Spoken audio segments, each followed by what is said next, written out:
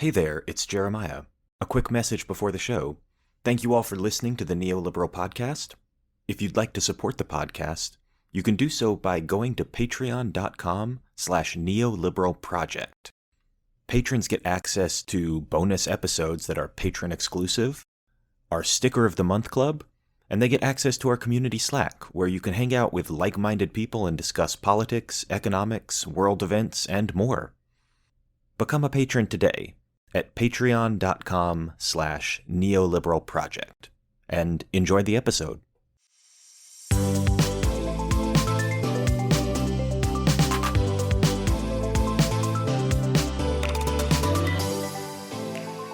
Welcome, everyone, to another episode of the Neoliberal Podcast, part of the Progressive Policy Institute. I'm your host, Jeremiah Johnson, and I am not a libertarian, as you might guess from the name of this podcast, which is the Neoliberal Podcast. We're very open about our ideological affiliation here, but I follow the libertarian world pretty closely. I was actually a former member of the Libertarian Party as a teenager. It's true. When I was 16 years old, I sent the Libertarian Party $25 so that I could become an official card-carrying member. It was the first time I ever did that, because I was very influenced growing up by libertarian writers and thinkers. And even though I don't call myself a libertarian any longer, I still consider myself to have libertarian instincts in some ways, and to be influenced by many of those ideas. And that's why it was really disheartening to see recently the Libertarian Party had its national convention, and they were taken over by a group of extremists and people with a lot of shady stuff going on. And I thought it would be a good idea to talk through what's happening with the Libertarian Party and the movement and why this is going on. Joining me today are two libertarians who have very graciously agreed to join this podcast to talk about negative things about the Libertarian Party, despite the fact that they are libertarians, and we appreciate them for taking that jump. Andy Craig is a staff writer at the CATO Institute, and Joseph Bishop-Henchman is an executive vice president at the National Taxpayers Union, and he's the former chair of the Libertarian National Committee. And Andy and Joseph are joining us to talk about what's happened with the Libertarian Party, because it's had a pretty dramatic decline in the last week. There's a lot of people who are very concerned about this. Andy and Joe, welcome to the show. Great to be here. Hi, thanks for having us. I do want to thank you guys for coming on, because it is a little bit of an awkward situation to be a libertarian and something horrible has happened with the Libertarian Party, and you have to go on and be like, well, yes, the libertarians are bad now. It's a little bit of an awkward situation, so I want to acknowledge that up front, that, you know, I am putting you slightly in an awkward position. Well, I think it's important because, I'm sorry, Andy, I was just going to say, I think it's important because I think in the next year or two, there's going to be moments where people come across something from the Libertarian Party and they're going to be like, wow, the Libertarian Party said that or did that? And, you know, because people don't follow this stuff as closely as obviously as Andy or I do, and they're going to search around for an answer for that. And, you know, this podcast could serve as that answer for a lot of people to explain why things will be so dramatically different now. And you know, to clarify, we're both ideological libertarians, and we were both were heavily involved in the party, but we both quit about a year ago.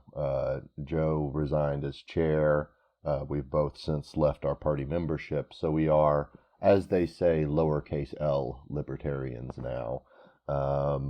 So you know, I have certainly don't have any truck to carry on defending the party and its reputation, and it's exactly like Joe said, that over the next year or two, we expect you're going to see some pretty gross things coming out of it. I'm reminded of the Never Trump Republicans who left the Republican Party in 2016 and, you know, were cast into the wilderness. But we'll get into all that. I think the first thing we have to do is talk about just the basics of what's gone on. I'll try to say it as simply as I can, and then let you guys fill in some of the detail. The Libertarian National Convention happened, which is where the party has its national convention. And in terms of seizing power at that convention, winning the elections for the seats on the national committee, there's a group called the Mises Caucus, named after the economist Ludwig von Mises.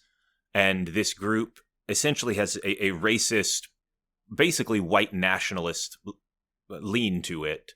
And this group sees they won every seat. They won every seat on the national committee, and now they appear to be in full control of the party. So I guess my first question would just be, what's the setup here? Like, how did this happen? Was this a long time coming, or was this out of nowhere? It wasn't out of nowhere, although I'm sure some people may perceive it as such, certainly if they weren't following it very closely. There can be a lot of explanations here, structural ones, personality ones, cause and effect ones and everything.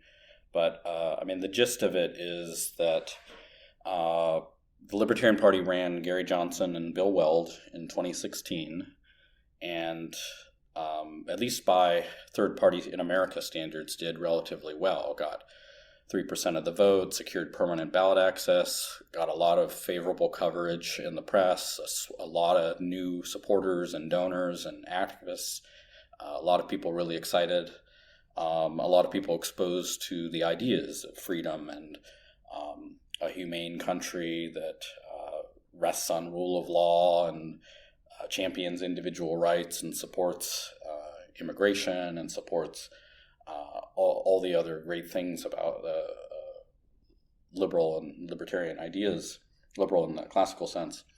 And there was a reaction to that, where some people don't support immigration, and some people don't support diversity in all of its forms, and some people don't support, they view these things as deviationist. And it kind of culminated, I guess, after my predecessor as chair condemned what happened in Charlottesville. The white supremacist gathering was there. And there was a reaction to that where people thought the Libertarian Party shouldn't be condemning these people. And that's when this caucus was formed after that, in reaction to that, with the goal of changing the party so that it wasn't opposing these kinds of things. And I've never really understood it. On paper, this caucus talks about Mises and Austrian economics and all of that. And I've read Hayek, I've read Baumberg, I've studied abroad in Austria. I feel like I understand Austrian economics, but that's not really what it's about any more than like North Korea's state UK ideology is something tangible, or China's thoughts of the leader are a tangible thing.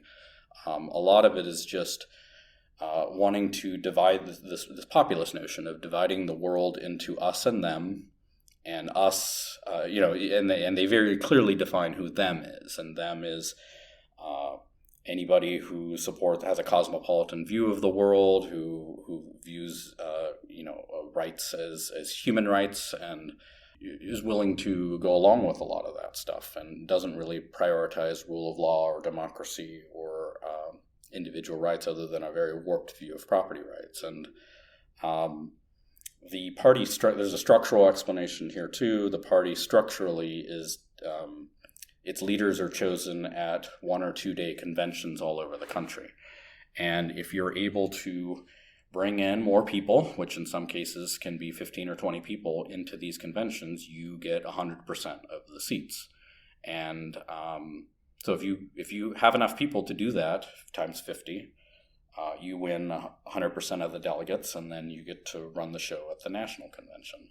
And that's essentially what happened. So this is about a couple hundred people who've met online through podcasts that they have and forums that they have, and have connected themselves together in the miracle of social media, and have executed this plan fairly flawlessly and been able to take over the party. Yeah, and I'll chime in on that even though there's a lot of details and aspects of it that are kind of particular to the obscure libertarian world and paleo-libertarianism and stuff that goes back to, like, the Ron Paul newsletters and Lou Rockwell. But the basic gist of it is going to be familiar to anybody who's on political Twitter and has seen the kind of anti-wokeness crusaders is how they themselves probably prefer to define it, where if you do a rainbow flag for pride, that's too woke. If you say Black Lives Matter, that's too woke. So that it's very even whatever pretense, these are not people who really care about marginal utility and the subjective theory of value. In spite of the Mises name, what they're really focused on is the Libertarian Party and most of the libertarian movement had always been very proud that we're socially liberal. We were accepting of and advocating gay equality decades before mainstream politics, and that sort of thing. We were all eager for criminal justice reform when the George Floyd protest happened and that sort of thing. The party was pro-choice until a few days ago when they changed that. So I think if you're trying to understand kind of the real big energy focus, just kind of imagine all the right-wing podcasters that like to rant about how cultural Marxism is and wokeness is destroying America, and it's basically that. I want to fill in some detail here just so that people don't get the impression that this is like, oh, well, there's some libertarians who are woke and there's some who think wokeness goes too far. Because I think that's almost being too kind to them to say, oh, well, this is about libertarians who don't like putting a pride flag in there. They think that's pandering, and it's a little more than that. So I'm just going to list out some details. The Mises Caucus has a website that has articles that offer these weird, soft-pedaled defenses of Hitler in the 1930s and talk about how Hitler just wanted to be a great man, like Otto von Bismarck or whatever. Their preferred presidential candidate, a comic named Dave Smith, is basically an open white nationalist who says that he thinks it's a scientific fact that blacks are genetically less intelligent than other races. He uses transphobic slurs that I'm not going to repeat here, but he basically says all trans people are liars. Their identity is a lie. And he calls them the slur that you're probably thinking of. He goes around with a list of who's who on the alt-right, like Stefan Molyneux and Nick Fuentes and Richard Spencer and Gavin McInnes and all the podcast alt-right that you're probably thinking of. So there's real like open white nationalism here and just bigotry of all kinds. And this is the group that we're talking about, right? It's not just, oh, well, some libertarians think that it's really weird how woke people are. I feel like the complaining about wokeism is almost like the hook, and that's how they get you. And then they start trying to get people into the darker stuff. I think that's right. And a lot of it, I mean, they would vehemently deny that we're white nationalists and whatnot, but it's absolutely true. The examples you cited, it's a kind of, I will give the family-friendly version of it, but if you follow Ken White on Twitter, Pope Hat, he has this thing called the rule of goats, where if it doesn't matter if you say you are sleeping with the goat ironically, you are still sleeping with a goat, is the polite version of it. And there's a lot of that to it, where it's we want to own the libs, and what's the most own the libs thing you can do? It's to be racist or homophobic, and then sit back and say, haha, you got so mad when people get mad at you for being a crazy bigot. And so that's a lot of the dynamic that drives it, just like it does on so much of the online alt-right, which this is basically part of. I'll just add, I mean, it's all very horrific stuff, and there's other examples beyond which that you've cited there. I'll also say that I don't think most of the supporters of this group have really understood, like, that's what this is about. I mean, there's a Confederate apologia component. There's a hurt trans people component of it. I mean, there's a lot of stuff there. I think there are a lot of people that think it really is just about Austrian economics and get lured in that way and don't really know what they're supporting. And there's a lot of people who were at this recent convention that people have told me, I was not there, but people told me that they were just there to follow orders and vote as they were told and didn't really even understand what they were doing or why. But they've been able to organize that and make that happen, and that's good enough to take over the party, especially now in COVID times where a lot of longtime supporters of the Libertarian Party have been, especially in 2020 and 2021, wary about going to large, big events with lots of people. And so that really changes who's showing up at these events and casting votes for leadership. One of the things I found really interesting and funny at the convention, there's a video you can find on YouTube where Justin Amash, he was at the convention and he started reading out a bunch of quotes about how we need a cosmopolitan, internationalist order that respects all people. And, it's very like kind of free love and hippie sounding. And it's, you could call it hippie libertarianism almost. And it's peace, love, international cooperation, blah, blah, blah. And he was getting some boos and some jeers. And then he revealed that all of the quotes were actually from Ludwig von Mises. And just basically trying to troll this group of trolls, I guess. That's right, and I've had similar interactions before where von Mises supported open borders. He was very there's a whole extended section in Human Action where he very kind of viciously mocks racism and the whole idea of that any of this stuff matters. And so, yeah, it's certainly one of the sad things about it that his name has managed to be used the way it was. But that was kind of a fun moment with Amash trolling them, but it doesn't affect the outcome. And kind of the headline takeaway, I think the thing a lot of people noticed is, they took all the seats on the National Committee, but they went out of their way to delete from the party platform a line that has been there basically since the start, almost 50 years since the party was started in the early 70s, that says, "We condemn bigotry as irrational and repugnant," which would seem to be a pretty uncontroversial statement to most people, you would think. That was one of their number one, it was basically their number one goal for the platform was to delete that sentence, which is telling. It's telling because it's a messaging thing. Like that is not actually advocating a policy. It's just stating a value. So if you go after it, you're telling people who you are. And there is this explanatory. They sent out an issue. Their orders, their script to all their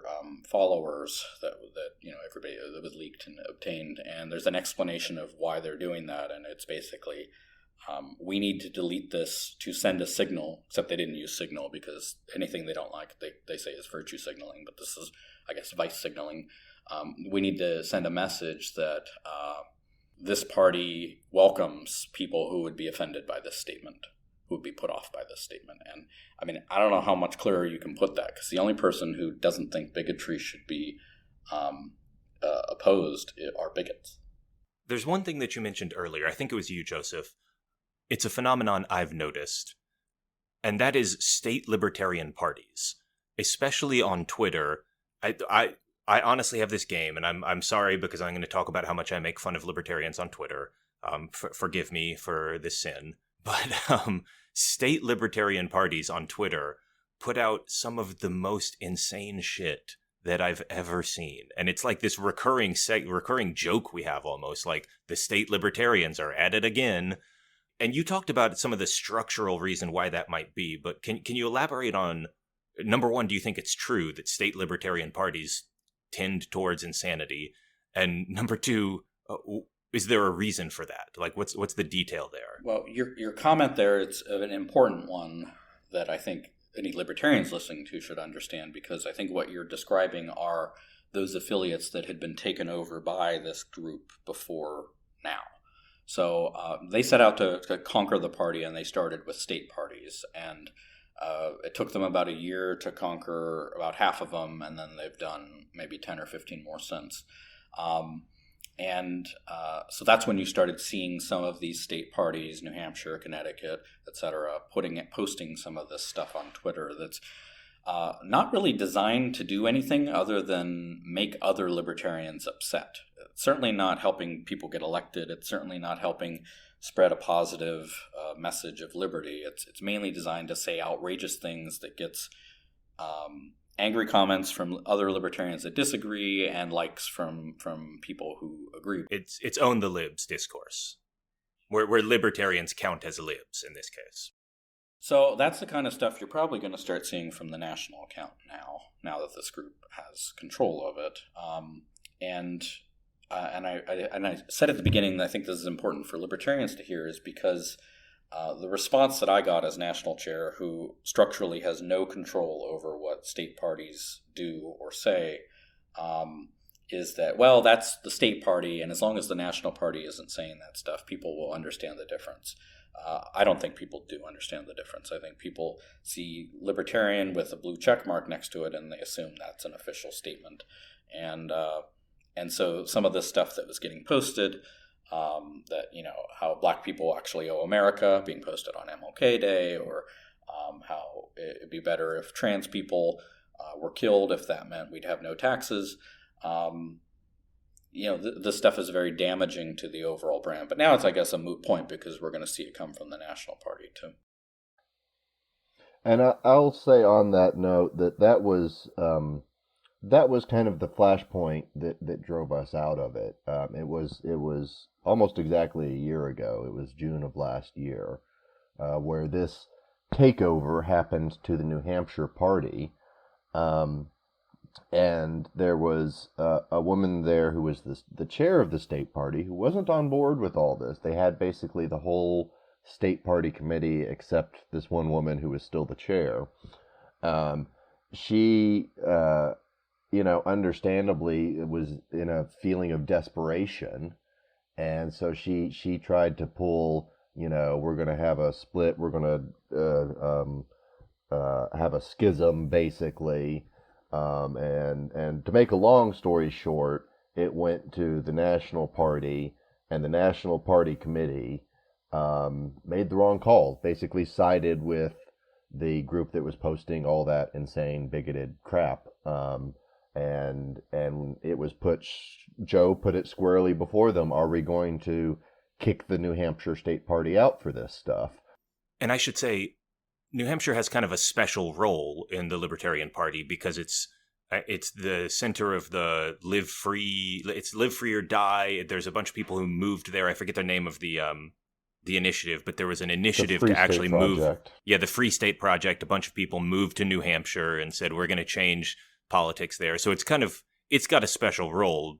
It's not the biggest state, but it seems like a symbolically important one. It is, and that's definitely the case. And one of the guys, the example Joe mentioned of it would be fine to murder trans people if we got lower taxes for it, and that would be good.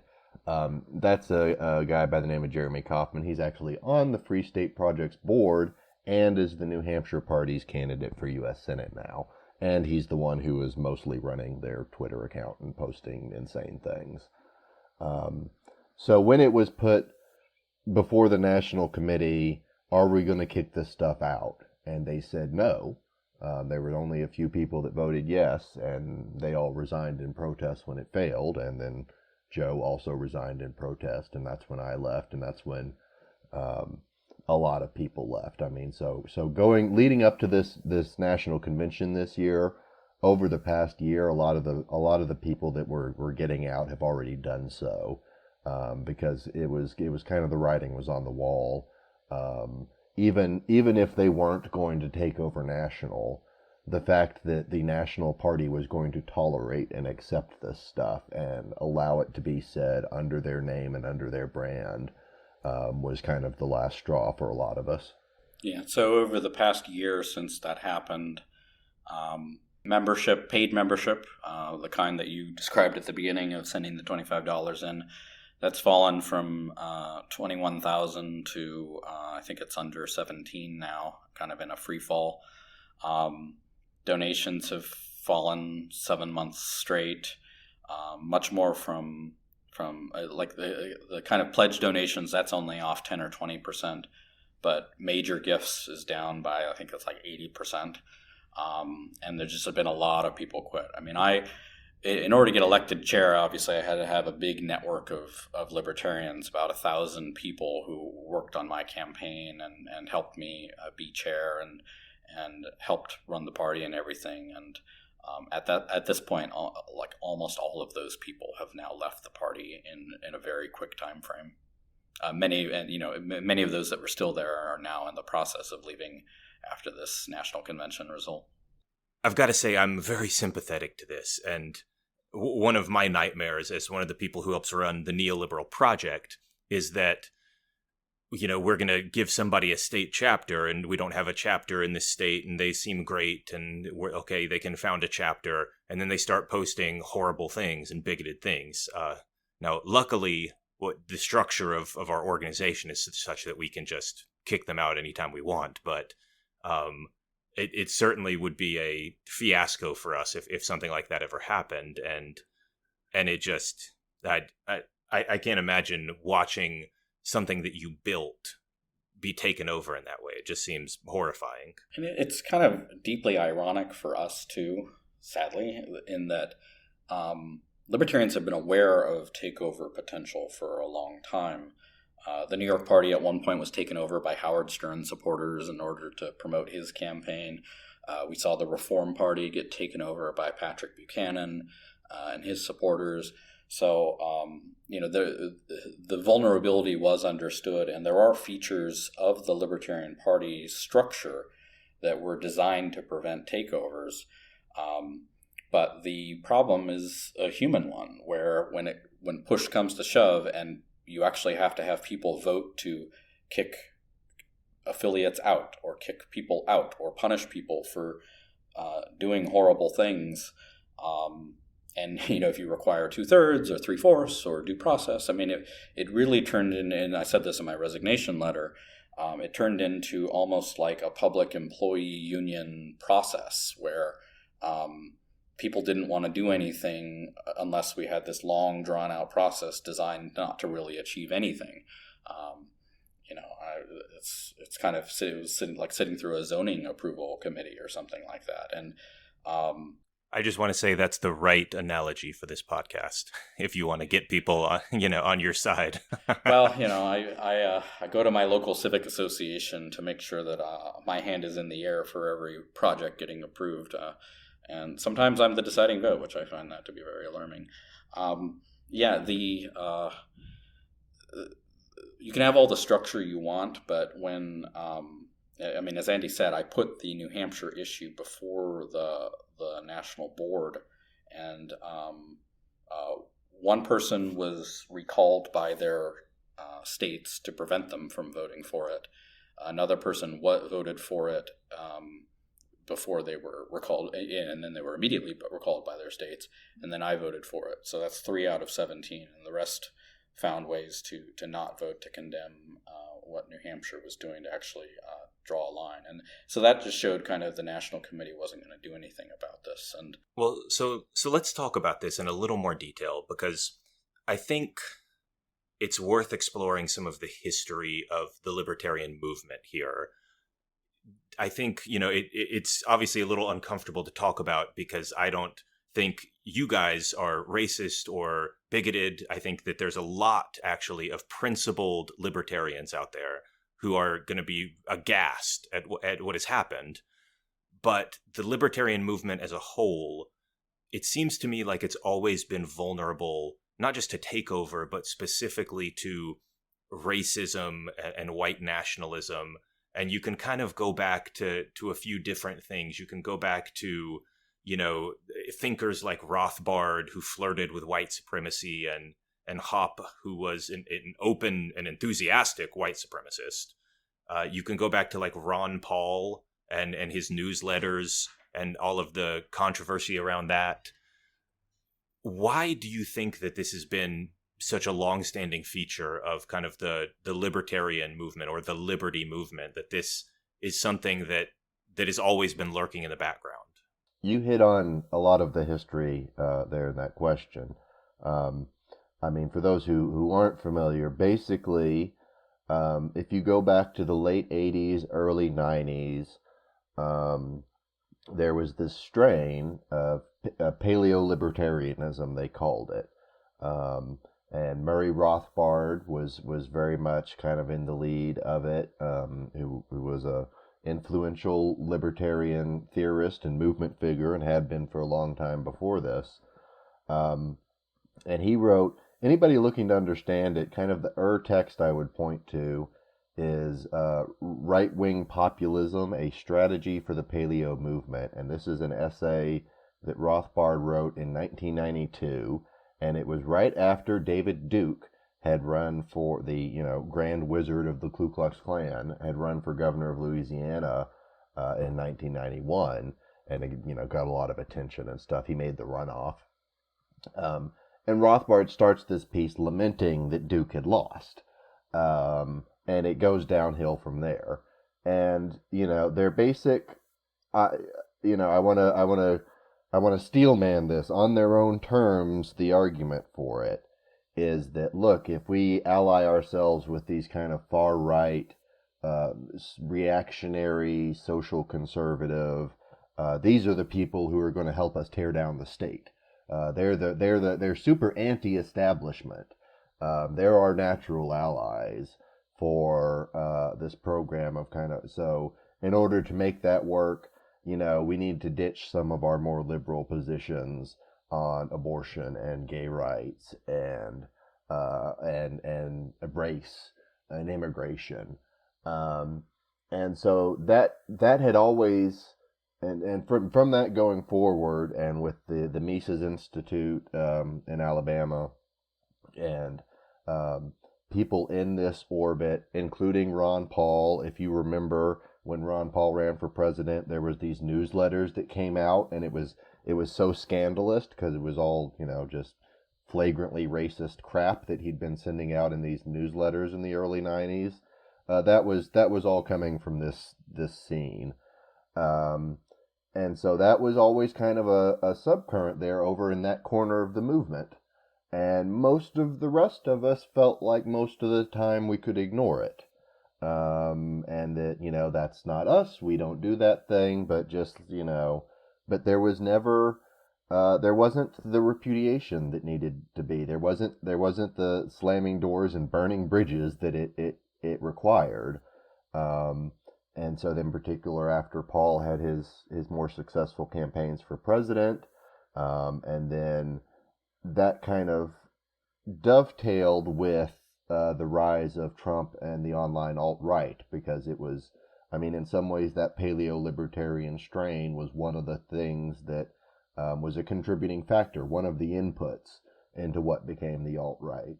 And so now we're seeing, where that went, and it's taken over the party, and it's a big black eye on libertarianism more broadly. I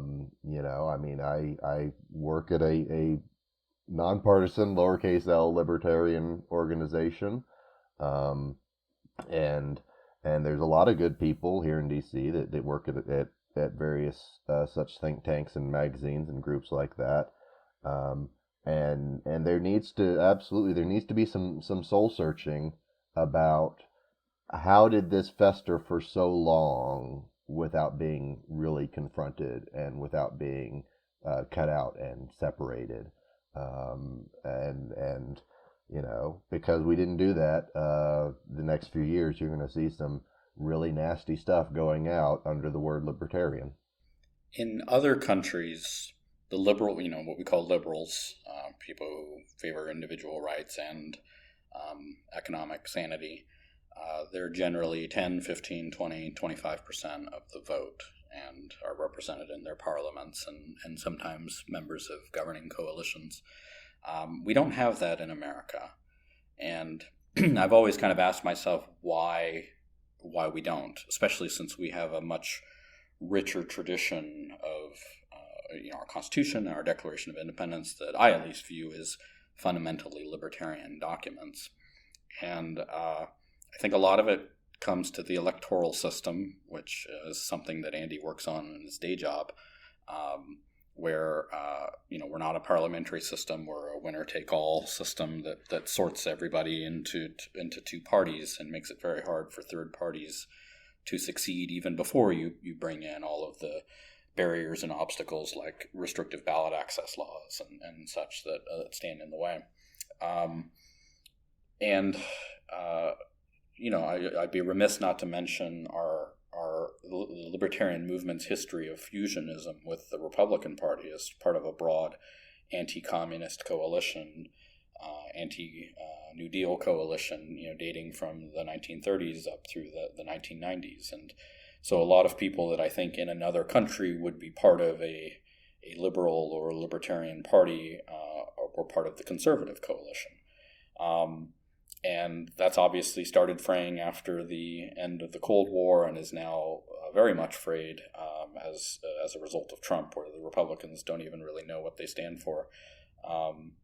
And I think you see a lot of people looking for answers and where to go with this stuff. So, I think a lot of these people who support this group and a lot of people who support other populists in the Democratic and Republican parties, it's not that they are really supportive of protectionist trade policies or really hate immigrants, although there are some people like that.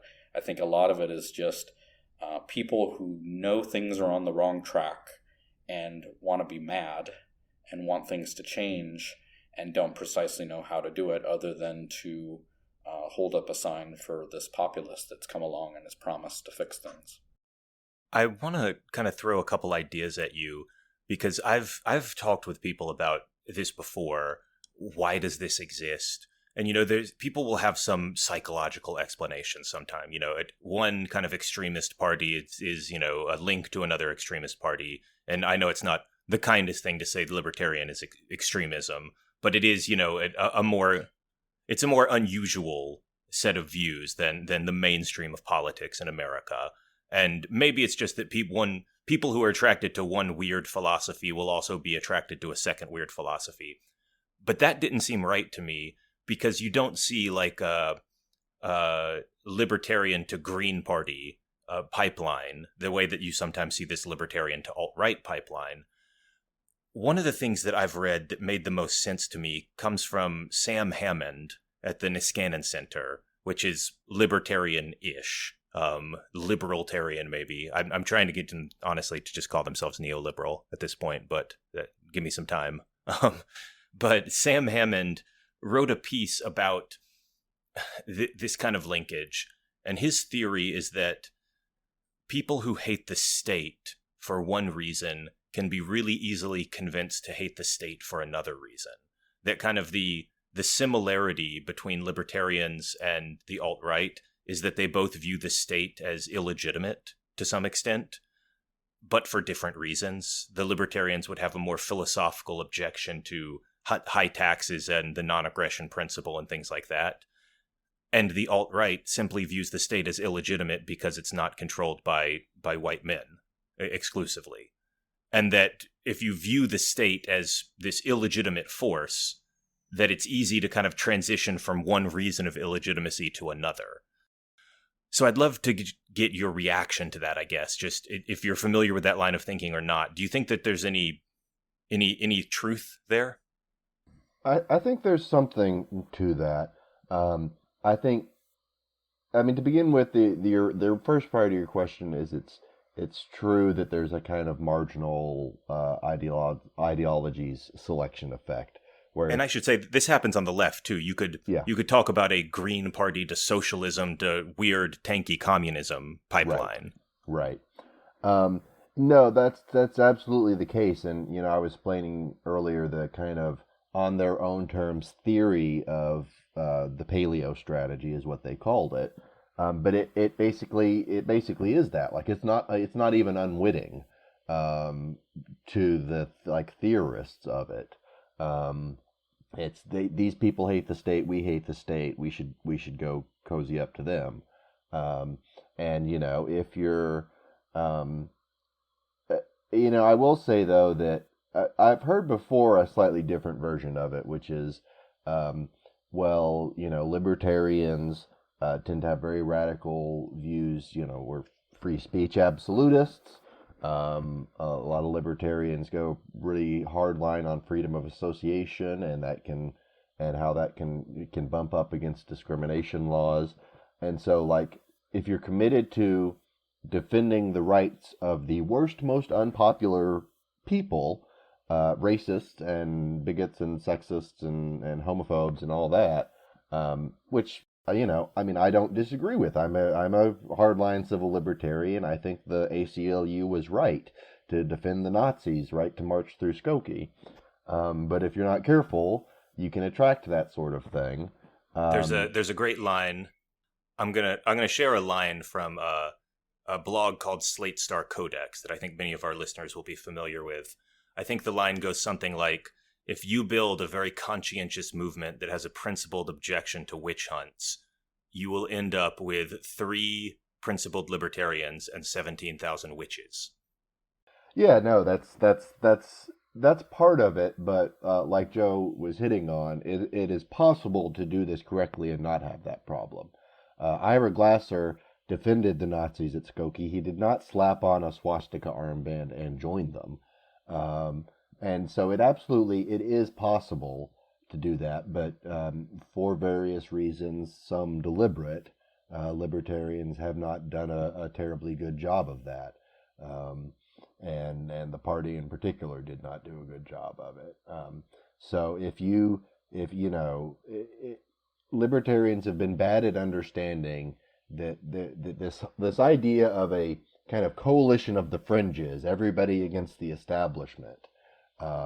You can have somebody that really, really hates the government as it exists, but it's because they want to replace it with something worse, not better.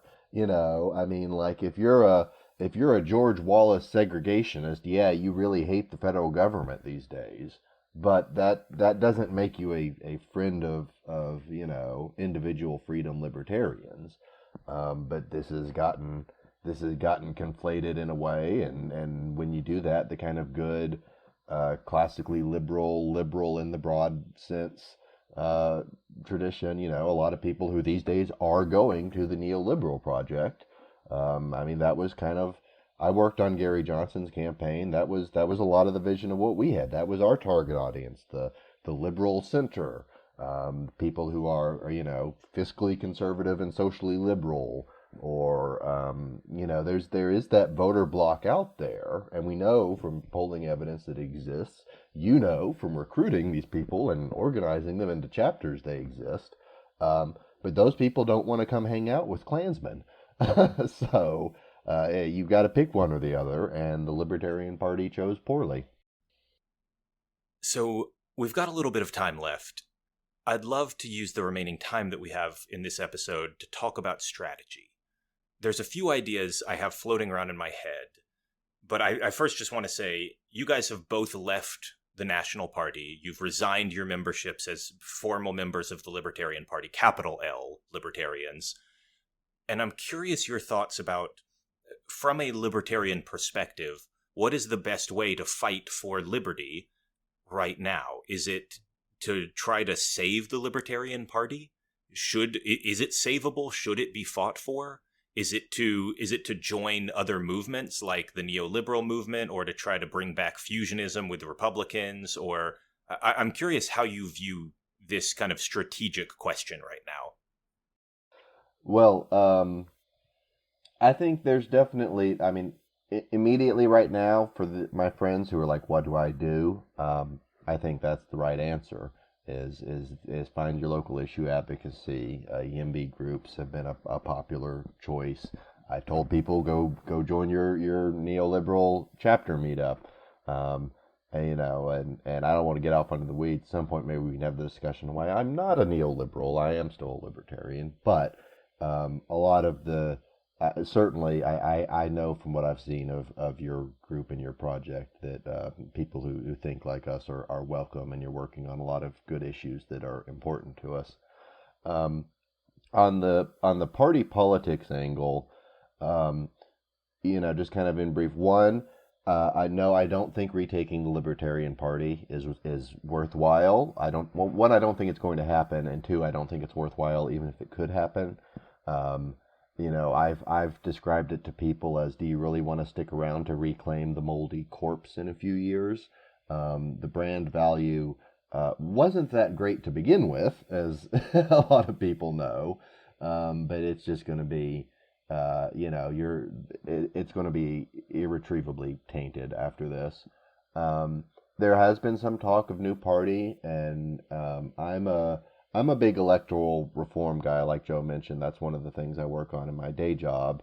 I do believe the two-party system in America is a problem, and it's a big part of what's driving polarization and the rise of illiberalism and this kind of death spiral of escalating polarization.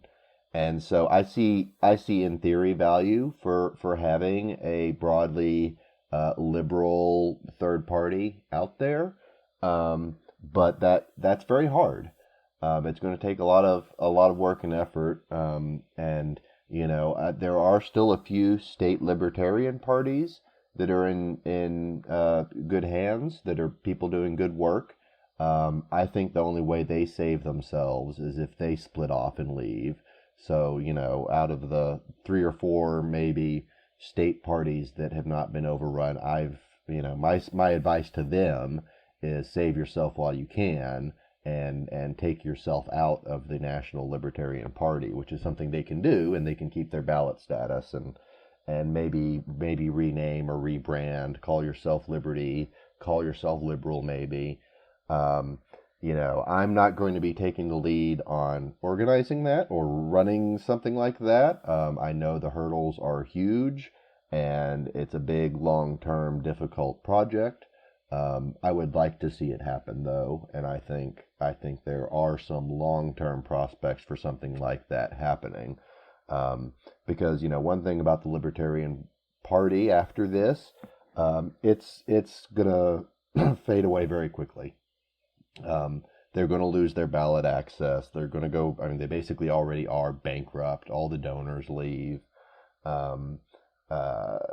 So if you are somebody who like I do, coming from the kind of Gary Johnson vision of what this could be, if you still want to do third party electoral politics, I wouldn't say that's not something that's potentially worthwhile. But it's not going to happen in any way associated or affiliated with or within the National Libertarian Party as it exists. So I've been in the Libertarian Party 25 years. I also moved to D.C. and started a career in libertarian policy, which is how I've been able to straddle both of those worlds. And my time in the party has always been kind of a evening and weekends thing. Because I wanted a choice when I vote on the ballot. And it's hard not to see that time helping secure 50 state ballot access and build up a good institution and all of that as wasted at this point. But, I'm, as somebody who's often surrounded by libertarian economists, I know what sunk costs are. So I'm going to be spending time on fruitful pursuits. Well, I will admit that I am not an unbiased, commentator here. I put out a piece this morning urging libertarians to come to the Neoliberal Project, and I obviously helped found the Neoliberal Project. I'm biased in this sense. So I think it's a good idea to work within the two-party system. I think you can get a lot done as kind of a caucus within the two-party system, whether that's the history of libertarian fusionism, or whether that's, for us, the New Dem coalition in Congress, which is kind of the moderate wing of the Democratic Party. But, that probably would require a longer discussion, a longer debate to figure out, what the right idea is. I'll just say that for any libertarians listening, if you don't feel like you have a home, you can give us a shot. We're going to disagree about some things, neoliberals and libertarians, but there's a lot to like from a libertarian perspective. The YIMBYism, the, wanting to cut down on burdensome regulations, whether that's, occupational licensing or what the FDA is doing. We're proud capitalists, even though we think a welfare state is usually a good thing, but we think that you don't have to abandon capitalism to do that. So give us a shot if you want. I'll close the podcast by asking our traditional final question, which is, where should people go to learn more? And I'll leave this very open-ended about any of the things we've talked about, the version of libertarianism that you're proud of, maybe, or where should people go if they want to, look at some of these issue groups that have popped up. So what would you recommend for people who want to dive a little bit deeper? On the history of libertarianism, he's going to have to add another chapter now, I guess, but Brian Doherty has a great book called Radicals for Capitalism that traces the history of the movement, which I have on my shelf, and it's a great read. And then I obviously rely on the network of libertarian organizations, both nationally, which include CATO Institute, NTUF, and like 50 other wonderful organizations, and then the state policy network of groups in the states, and then the Atlas Network group of organizations all over the world fighting for a positive vision of individual liberty, rule of law, diversity in all things, and a better world for all of us. And so I think there's a lot of room for libertarian activists to find homes. And I'm going to be reading more about the Neoliberal Project. I've been getting the monthly stickers for a while now, but maybe I should spend some more time on it. Well, I want to thank you guys both. I know it's hard to talk about something that you care about deeply, kind of taking a negative turn like this, but it's something that I think is worthwhile to discuss. And it's worth discussing how libertarians and neoliberals and anyone who cares about some of these issues can work together in the future. So, Andy and Joe, thank you so much for being here today. Thank you, and send your nearest libertarian a big hug and invite them to join your chapter. They're probably looking for options.